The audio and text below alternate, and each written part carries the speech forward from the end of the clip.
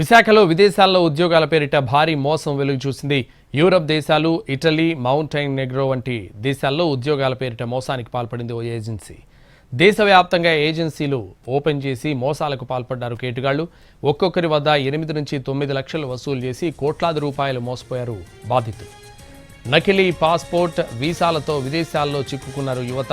Mountain నెగ్రోలో చిక్కుకుని టాయిలెట్లో నీళ్లు తాగుతూ జీవనం సాగిస్తున్నారు బాధితులు. తమకి న్యాయం చేయండి అంటూ వేడుకుంటున్నారు.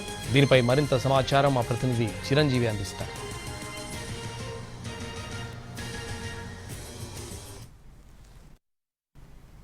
విదేశాల్లో ఉద్యోగాలు ఇప్పించని చెప్పి ఒక ఏజెన్సీ మోసం చేసింది. ప్రస్తుతం వాళ్ళంతా కూడా నకిలీ వీసాలు ఇవ్వడంతో అక్కడికి వెళ్లి మోసపోయారు. అసలు ఏం జరిగింది ఏంటనేది ఒకసారి మనం బాధితులతో మనకు ఒకసారి మాట్లాడే ప్రయత్నం చేద్దాం. చెప్పండి అన్న, అసలు ఏం జరిగింది, మీకు ఏ విధంగా ఏజెన్సీలు మోసం చేయడం జరిగింది? మేము 2023లో ఈ న్యూస్ కెరీర్ ఓవర్సీస్ కన్సల్టెన్సీ అనే ఆఫీస్ని కన్సల్ట్ అయ్యాడు. పేపర్ యాడ్ ఇచ్చాడు ఫస్ట్. అందులో వేరే సూపర్వైజర్, స్టోర్ కీపర్ జాబ్స్ ఇప్పిస్తామని యూరోప్లో ఇప్పిస్తామని చెప్పి మనిషి దగ్గర 7.5 లక్షల రూపాయలు, 7 లక్షలు ఎవరిస్తే ఎంత ఇస్తే అంత అన్నట్టుగా తీసుకున్నాడండి. 6 నెలలు ఫైట్ చేసిన తర్వాత అతి కష్టం మీద మాకు మౌంటెనెగ్రో అనే కంట్రీ పంపించాడు. ఫేక్ వీసా, ఫేక్ అగ్రిమెంట్ మీద. అక్కడికి వెళ్ళగానే అక్కడ ఏజెంట్, అక్కడ ఎంప్లాయర్ కూడా ఆ పేపర్లు చింపి పడేశారు. ఇవి దేనికి మీకు పనికిరావు, ఇది జాబ్కి సంబంధించినవి కావని చెప్పి మమ్మల్ని తీసుకెళ్లి ఒక బాండెడ్ లేబర్ లాగా ఒక లేబర్ క్యాంపులో హౌస్ అరెస్ట్ చేసినట్టు 10 మందిని ఒకే రూమ్ లో పెట్టేసి ఫుడ్ లేకుండా పని కూడా ఎలాంటిది ఇచ్చారంటే పొలాల్లోని గడ్డి పీక్కునే పని, గడ్డి కోర్చే పని, పళ్ళు కోయడం పని, బాత్రూమ్లు కడిగించడం, ఇలాంటివన్నీ అలాంటి పనులు, దారుణమైన పనులు చేయించాడు. మీకు ఏమని చెప్పి పంపించారు? అక్కడ ఎలాంటి ఉద్యోగాలు అని చెప్పారు? మాకు వేరే సూపర్వైజర్, స్టోర్ కీపర్ అనే జాబ్స్ మీద మాకు అగ్రిమెంట్ అండి. ఇక్కడ కానీ అక్కడికి వెళ్ళిన తర్వాత అలాంటి జాబ్స్ అనేవి లేవు. ఉన్నా సరే లోకల్ వాళ్ళకే ఫస్ట్ ప్రయారిటీ అండి. లోకల్ లాంగ్వేజ్ రావాలి, అది అనేసి. ఇంగ్లీష్ వచ్చినా సరిపోదని చెప్పేసి.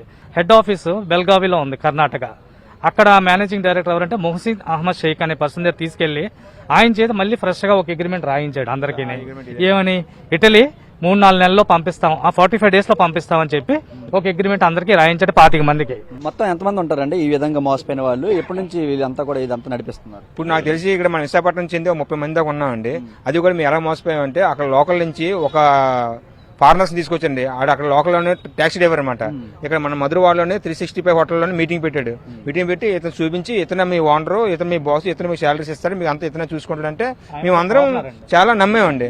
నమ్మి మీ శాలరీస్ ఎంత ఉంటాయంటే, అతను కూడా ఫారినర్స్ కూడా అతను ఇంగ్లీష్ కూడా రాదు, వీళ్ళు ఏం చెప్పి అతను అంతా బొర్రు కొట్టేవాడు అనమాట.